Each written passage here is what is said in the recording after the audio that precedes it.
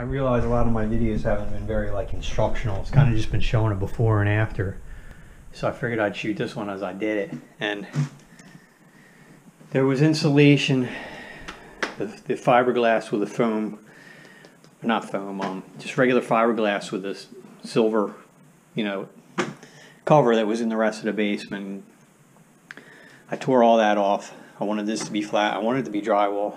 So I went and bought these foam boards at Home Depot, and I'm just liquid nailing them and then just taping the seams. As you can see, I just put it in, so some of the liquid nails hasn't set up yet, so I just put these up, but I'm going to go back over it as I go, as it gets more tacky, and just keep pushing on it and make sure it sticks. I thought it was going to set up quicker, but it didn't, so, but it is what it is. But like I said, it's just the heavy duty liquid nails is what I'm using, and I'll show you the board. The board is this RMAT Plus 3 4x8 sheets, 13 bucks a sheet, and it says that it doesn't matter which side you face out. It's this on one side and silver on the other.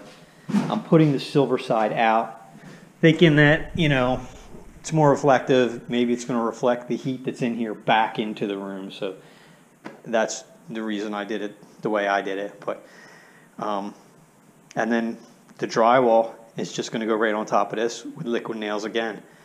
And I'm hoping it comes out flat. But I guess we'll find out. So, but that's the progress so far, just this morning. So I got the whole wall done, and it was pretty easy. You can actually cut right through all this with a razor knife. So just using my drywall square and you know, using the tape to seal up the gaps. I found that it's easier to put it on the foam rather than putting it on the concrete and then sticking the foam up there, because you can go around the edges and get right at the corners. So the first sheet I did, I put the liquid nails on the concrete, and it worked, but it wasn't enough. So all the other sheets, I just put it on the back of the sheet and then put the sheet up there, and it still lets you move it a little bit. I was afraid once you put it up there you weren't going to be able to slide it, but you can slide it. It doesn't sit up that quick. So that worked well, because the wall's like this. It has imperfections and it's not even, and it's got bumps that stick out. So this kind of absorbed all the imperfections. And what I'm going to do is, when I put the drywall up, I'm not going to follow these seams. Like this was 8 foot. This was 8 foot from here. So this first piece I'm going to cut short, because I don't want any of my drywall seams to be on the seams where there's a little bit of unevenness. I want this to just be covered with a sheet. So my seam is going to be here, and I'm actually going to run it here because I don't want to catch this seam either. So that's how I'm going to do it, and hopefully it sticks and it comes out flat and doesn't look wavy, because you know it looks pretty flat here the way it is.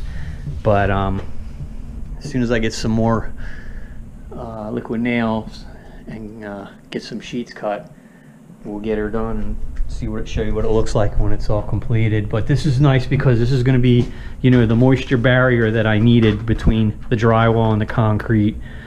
So, you know, you got to have something, either a space, or, you know, you can't just slap the drywall onto the concrete. You know, that won't work. So this is what I'm trying. I don't know if this is, you know, something that people do often or not, but it seemed like it would work for this application on this wall, so I'm gonna go with it. Okay, as you can see, the drywall being Loctited up, it takes some bracing, some pushing on it to get it to stay flat.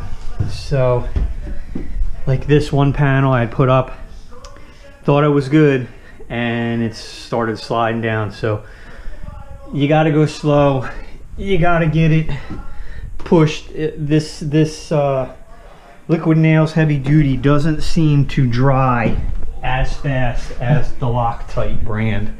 The Loctite, when I did the Airstone, it seemed like it dried set up a little quicker. This seems to set up slower, so you got to kind of take your time and let it set before you move on. So, but you know, I got some gaps that I'm gonna have to fill. I imagine this wall is probably gonna look the worst out of all of them, just because the base is not completely flat. It's on a foam sheet, so it is what it is. I'm just gonna have to do a really wide mud seam when I cover these joints. That's what I'm planning to do. But I've also started doing the brick, and that looks like it's coming out pretty good.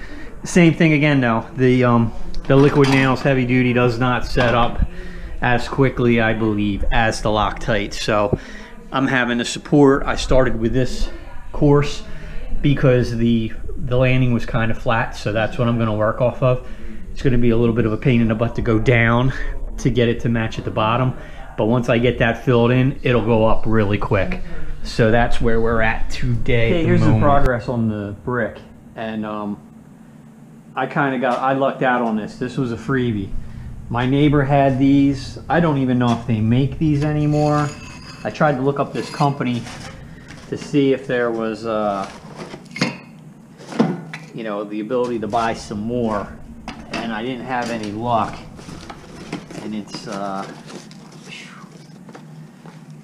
just called thin brick, but I had other boxes that had more info, but it's basically, you know, like I showed you in the other one, it's just real thin. And this is coming out good. I'm not going to do any grout in between. It's just going to stay like this. Now that I'm this far up, I wish I had painted this wall black first, because I think it would have really made it look good if it was black in between. But too late now, so we're going with it as it is. I'm using tile spacers, and I went with the 1 inch or the 1/8 inch size, and that's working pretty good. And you see in some places I have paper, because as you go, they're kind of pretty uniform, but you know, you want to keep each course level. And if you start running, like you'll see there's a gap there. This I'm going to have to bring up.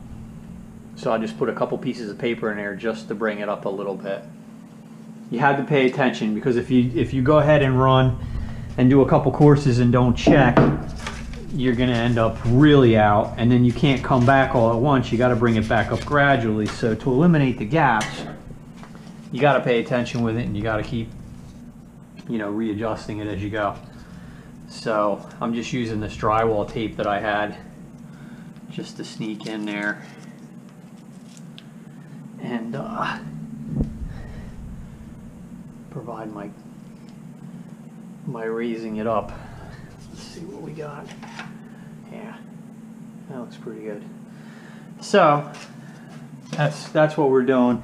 And the liquid nails is messy, and it's not setting up very fast, but that's about what I'm doing. And then just taking it over here, kind of squishing it on the wall, and then grabbing a couple spacers.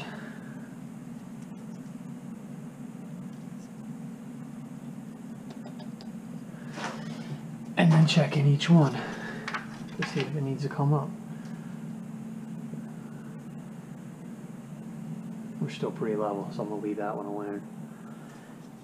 But easy. I mean, this is easy stuff, and it really looks good.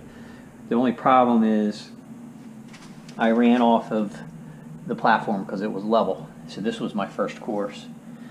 So now I have to run down to get to the bottom. So I can only do like one course a day, because I got to put it in there, wedge it up there so it'll stay, and I'll come back tomorrow and I'll do one more course down. And when I get to the bottom, I'm going to have issues, because I'm going to have a gap and it's not enough to do 2 blocks, so I might have to rip some blocks, you know, like lengthwise, but it's not that many. So, but I really like the look. When you open the door, you know, when you're coming down the stairs now, there's some color, there's some contrast. It's just not all complete drywall.